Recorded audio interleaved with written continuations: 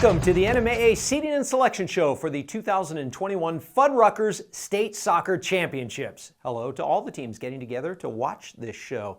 I know Carlsbad, St. Pius, and La Cueva all get together. Welcome to all the teams watching. We will release all the brackets in each classification for boys and girls. We will also hear from some of the coaches. But before we get to that, a lot of people wonder why they got the seed they did or how the bracket was set up each season. So let's review. The following criteria is used to determine a team's seed.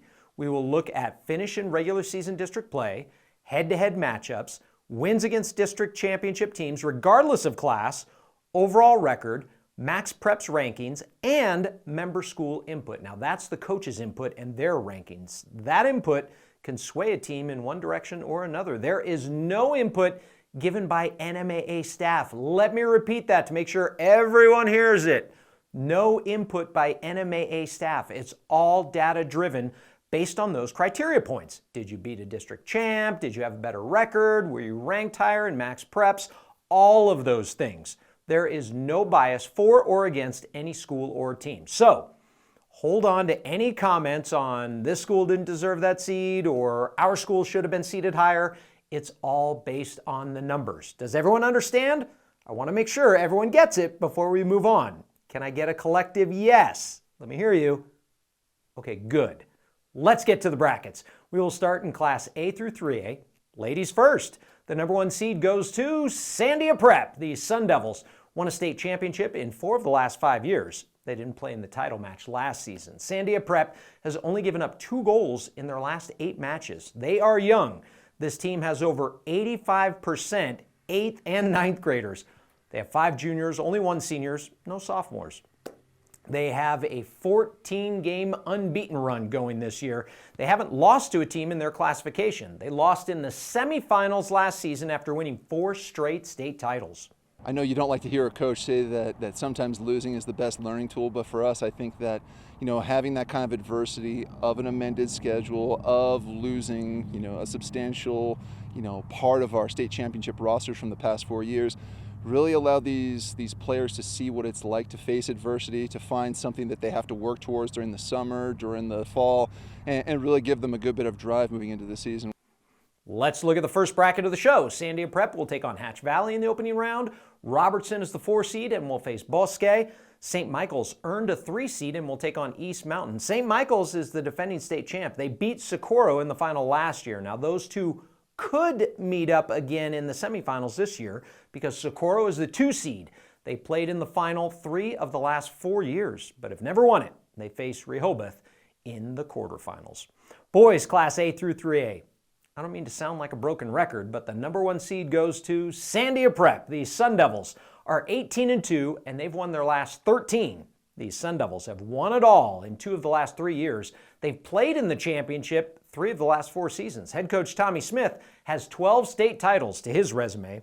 I told the guys that, we have a target, and we have a target every year, and it's a bigger target this year, especially since we won last year. So the pressure is on us to be able to handle that and to rise to the occasion.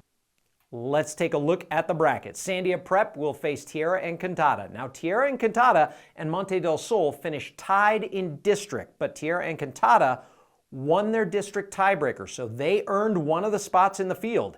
Tierra and Cantata is the 8 seed and Monte del Sol the 7. Monte del Sol will take on 2nd seed Santa Fe Prep. The winner will face either New Mexico Military Institute or St. Michael's.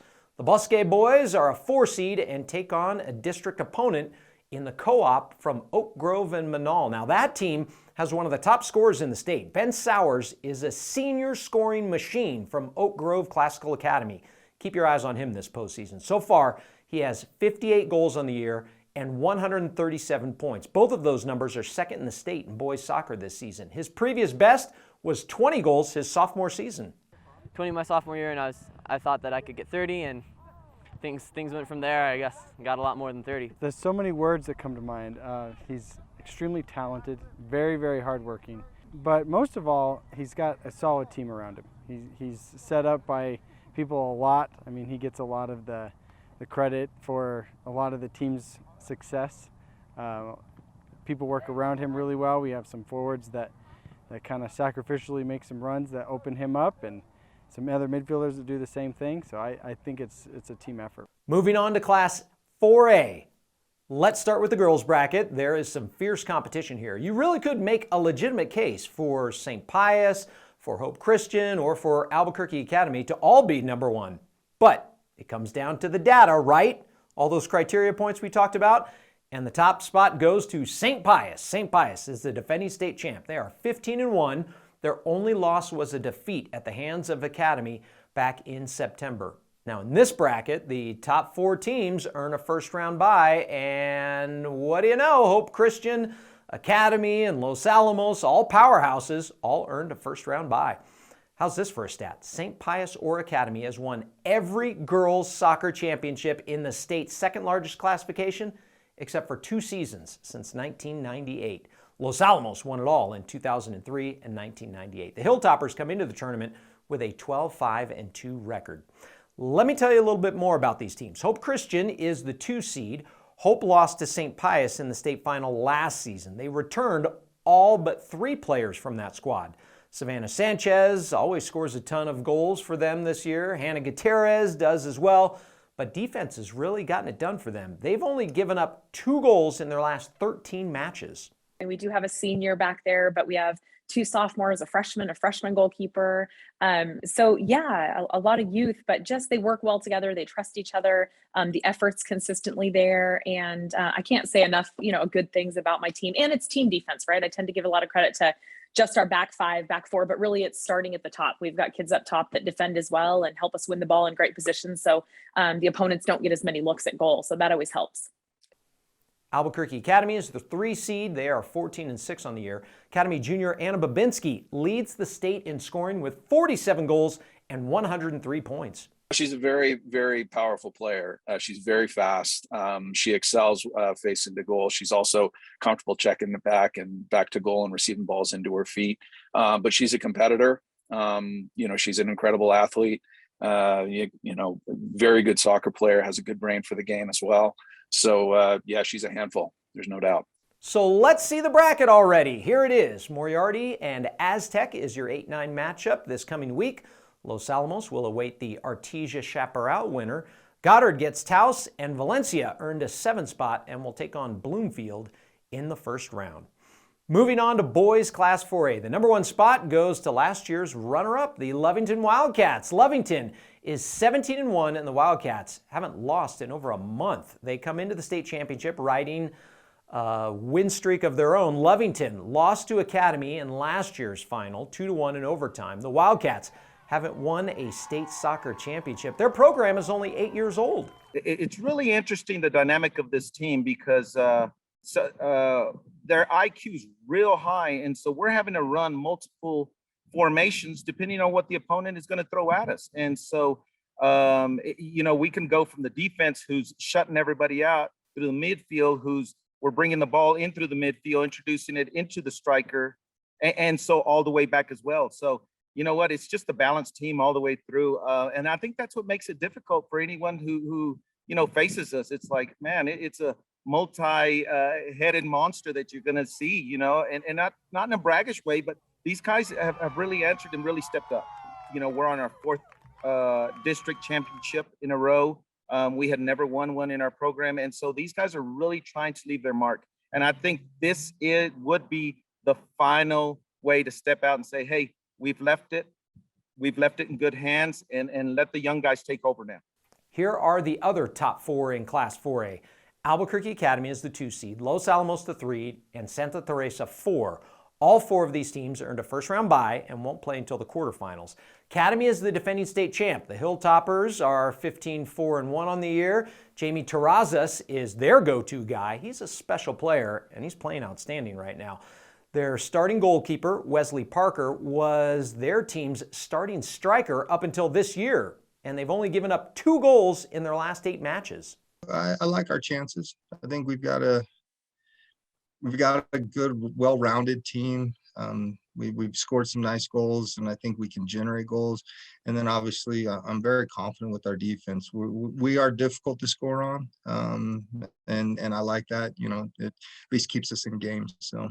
In the last 6 years, Los Alamos made it to the semifinals or the finals. Santa Teresa comes into the postseason with a 14-5-1 record. Who else is in the field? Let's take a look. Taos will take on Goddard this week in the opening round. Hope Christian is in the bracket as a 5 seed and will host Miyamura. Highland will host Bloomfield, and Artesia and St. Pius round out the field. The Sartans have won 17 state titles as a program, but they haven't lifted the blue trophy since 2008.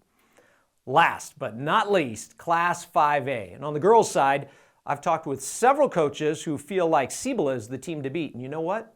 They're right. Cibola is the number 1 seed. The Cougars last won it all in 2015 and 2016. They are 14-2-1 on the year.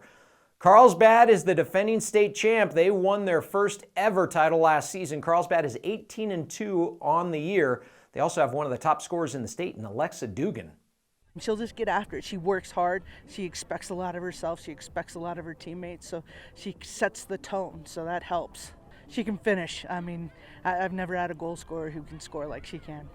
Carlsbad earned one of the top 4 seeds along with La Cueva and Hobbs. La Cueva has 17 titles as a program, their last one in 2017. La Cueva has 3 girls with 10 goals or more. Head coach Amber Ashcraft seems to rotate her defense more than ever this year, and it works. We're just kind of just solid all around, amazing defenders, great midfield, some strong forwards, and so we just pass the ball really well, and we just play together more as a team than as individuals. You know, we don't have like crazy superstars, but we're like really solid as one, and sometimes that's more important than having that amazing superstar. So, you know, I think that, you know, if push comes to shove, we could be one of those teams in the finals and holding that blue trophy. Hobbs is the 4 seed. They are 15-2-1. Hobbs is coming off a 3-1 win over Carlsbad to wrap up the regular season. Let's look at the entire bracket. Rio Rancho is 8. They will face El Dorado. The Santa Fe girls have an outstanding 19-1 record and get the 5 seed. They will take on Las Cruces. Centennial is 6 and will face Albuquerque High. Volcano Vista, coming off a win over Cibola, will get Clovis in the opening round. Now, to Class 5A boys. The final number 1 seed today is handed out to the Santa Fe Demons. They have the best record of anyone at 19-1. They are also number 1 in the Max Preps rankings. Santa Fe comes into the postseason winners of their last 12. Their only loss this season was to Albuquerque Academy. The top 4 teams in the bracket receive a first-round bye, and here they are. La Cueva is the 2. The last time the Bears won it all was 2012. Sandia comes into the tournament as the 3 seed. Sandia hasn't won a state title since 1992. They are 15-3 this season. It all comes down to mentality, aggression, and what do we want? Do we want it? Do we want it enough? It always comes down to who's willing to grind it out the hardest. It's going to come down to the last 5 minutes and who wants that goal first. Hobbs is the 4 seed. They come into the tournament with a 15-4 record. The Eagles played in the final in 2019. So release the bracket. Centennial is an 8 seed. The Centennial boys have never won a state title. They've never even reached the final, but they have one of their most talented teams this year. They'll take on Volcano Vista. Rio Rancho is a 5 seed. They're the defending state champs. They will face Atrisco Heritage. Now, Atrisco Heritage, Rio Rancho, and Volcano Vista all finished tied on top of their district standings. But because of the tie-breaking procedures, Atrisco Heritage is the champ. So they get into the bracket. But they can be seeded anywhere based on the criteria points. So Atrisco is the 12 seed, the last team into the bracket, thus knocking out any other potential teams that may have beaten them on criteria points. But Atrisco earned their spot into the bracket. Albuquerque High gets Rio Grande in the opening round. Gadsden gets in and will face Deming. There you have it. There are your brackets for the state championships. Don't forget, you can watch the championship games this fall on the NFHS network. So get a subscription and log on so you can watch the championship matchups. That's going to do it for the Fuddruckers Soccer Championships seeding and selection show. Remember, the first round, quarterfinals, and semifinals are at home sites of the better seed, with only the championship matches at the University of New Mexico on November 4th and 5th. Good luck to all the teams involved, and remember to compete with class.